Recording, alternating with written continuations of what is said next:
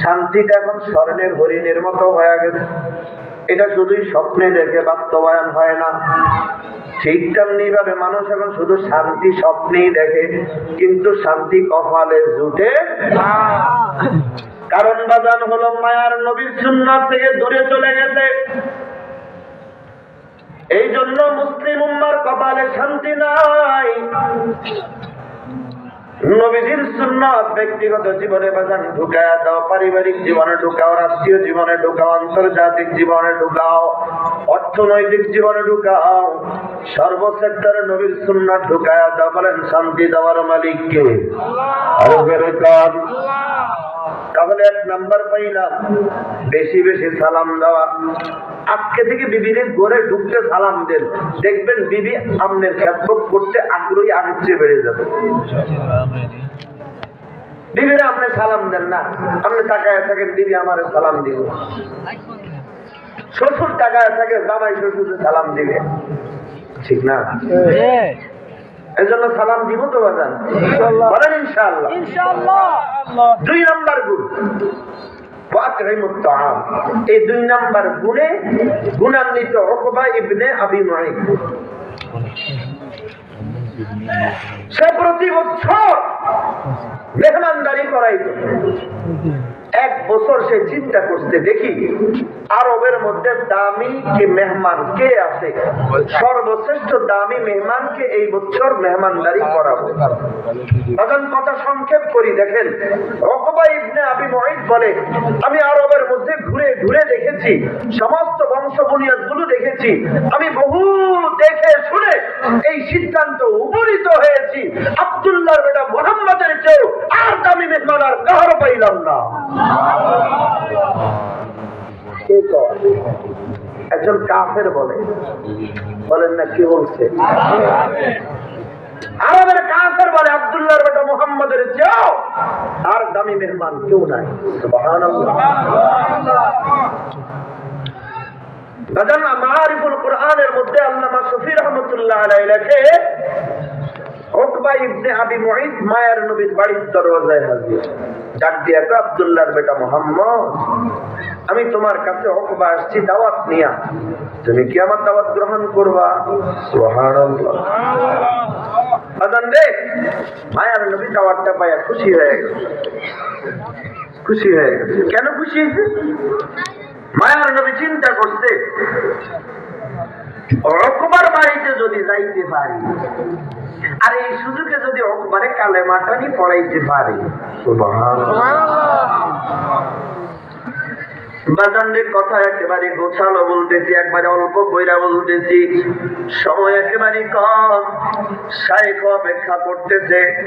অল্প সময় আপনাদেরকে বিষয়ের উপরে অল্প একটু ধারণা দিতে চাই। মায়ার নবী দাওয়াত গ্রহণ করলেন, সময় মতো উকবার বাড়িতে হাজির হয়ে গেল মায়ার নবী। যেই মাত্র মায়ার নবী মুখের মধ্যে লোকমা তুলবে, হঠাৎ ডাক দেয়া কয়, এ উকবা ইবনে আবি মুঈত, আমি আব্দুল্লাহর বেটা মুহাম্মদ তোমার দাওয়াত গ্রহণ করেছি, তোমার বাড়িতে মেহমান হয়েছি, আমি তোমাকে একটা দাওয়াত দিতে চাই, তুমি কি আমার দাওয়াতটা গ্রহণ করবা? আজান দে। উকবা ইবনে আবি মুঈত এক পর্যায়ে মায়ার নবীরে বলতেছে, মুহাম্মদ ঠিক আছে, তোমার দাওয়াত তুমি দাও, আমি তোমার দাওয়াত গ্রহণ করব। মায়ার নবী ডাক দিয়া কয়, উকবা, কুলু লা ইলাহা ইল্লাল্লাহ তুফলিহুন, তুমি যদি বলো আল্লাহ এক, তুমি কামিয়াব হয়ে যাইবা। বাজান উকবা বহু চিন্তা করেছে, এখানে কথা অনেক লম্বা, এত দূর পর্যন্ত যাব না, এতটুকুই বলি, উকবা মায়ার নবীর হাতে হাত রাইখা কালেমা পড়ছে। এই আয়াতের একটা সার নির্যাস আপনাদেরকে শোনাই, তাহলে আলোচনা বুঝতে সহজ হবে।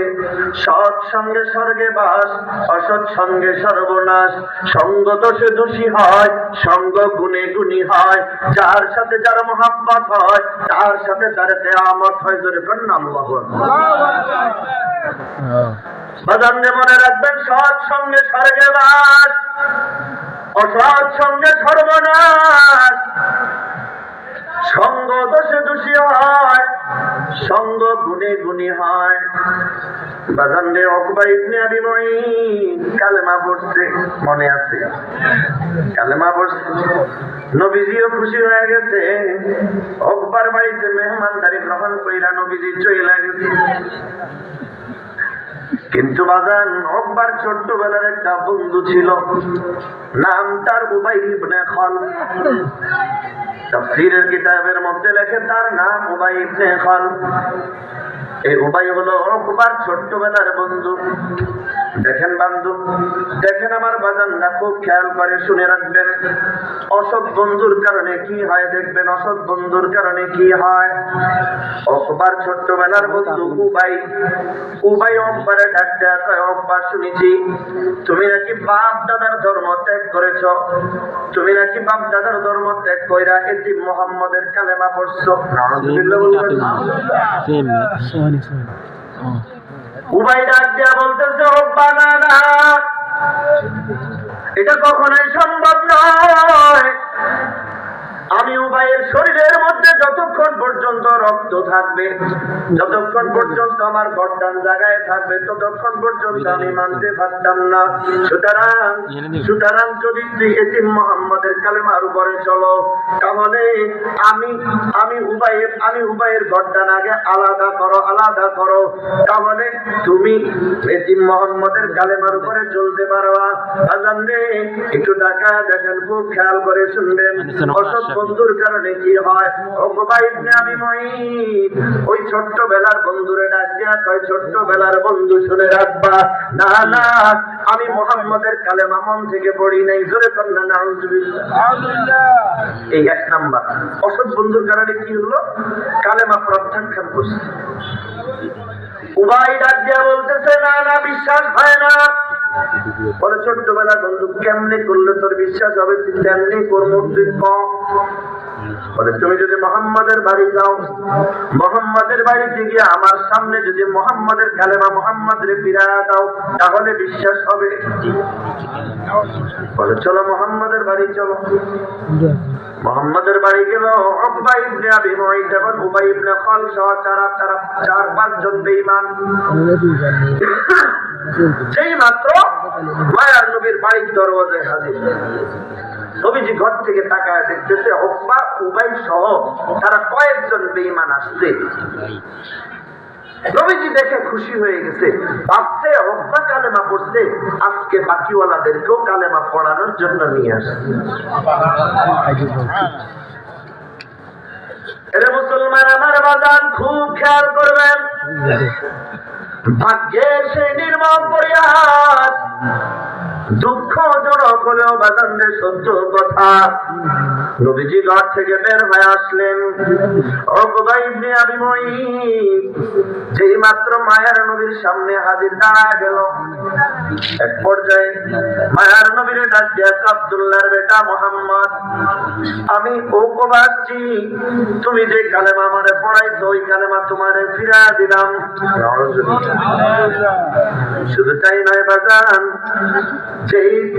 যেই শরীরের মধ্যে মশা মাছি পর্যন্ত বসা হারাম, যেই শরীরের ঘাম মিশকের ঘ্রাণ হয়, যেই চেহারা দিয়ে তাকায় তাকায় হযরত আবু বকর কালেমা পড়ছে, জান্নাতি হয়ে গেছে। সুবহানাল্লাহ। যে চেহারা দিয়ে হযরত ওমর তাকায় তাকায় কালেমা পড়ছে, জান্নাতি হয়ে গেছে। আজানে খুব বেশি প্রস্তুতি থাকেন, একটা কথা কানে আসবে, শোনার সঙ্গে সঙ্গে জোরে নাউযুবিল্লাহ বলবেন।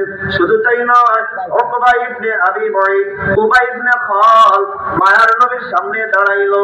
এক পর্যায়ে বলল, মুহাম্মদ তোমার কালেমা তোমারে ফিরা দিলাম। এখানে বাগান শেষ নয়।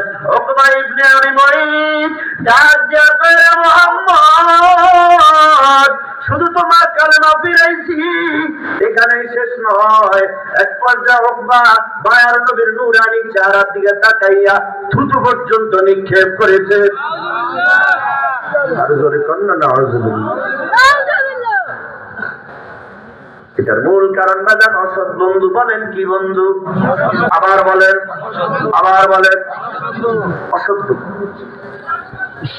বাজানরে মায়ার নবী কান্নায় ভেঙে বললেন, আল্লাহ তাআলা ডাক দিয়া কয়, রে বন্ধু, না না, তুমি কান্নায় ভেঙে পড়বা না।